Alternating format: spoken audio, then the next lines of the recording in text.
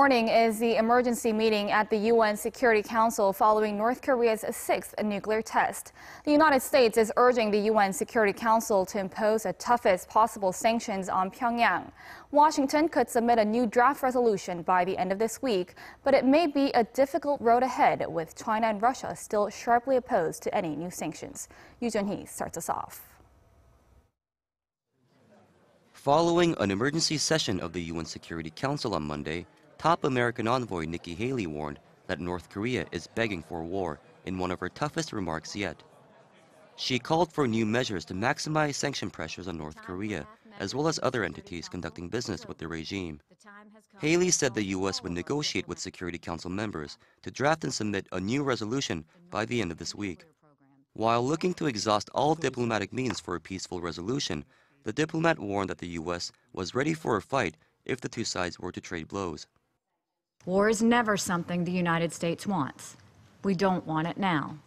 But our country's patience is not unlimited. We will defend our allies and our territory. Washington has the firm backing of its East Asian allies in South Korea and Japan, with Seoul's UN envoy Cho Tae-yeol saying new sanctions must hit North Korea where it hurts most. Despite the gravity of the situation, China and Russia remain adamantly opposed to the adoption of any new sanctions. Beijing's ambassador said the situation must be resolved through dialogue, vowing that China will never allow chaos and war on the Korean peninsula.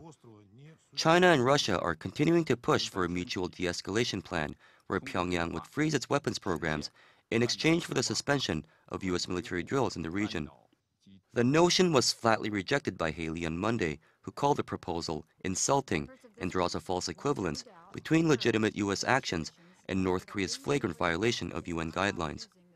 The target of new UN sanctions on Pyongyang could include its textile industry and national airline, as well as a ban on North Korean guest workers.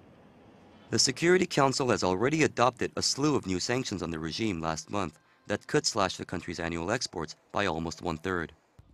Joonhee, Arirang News.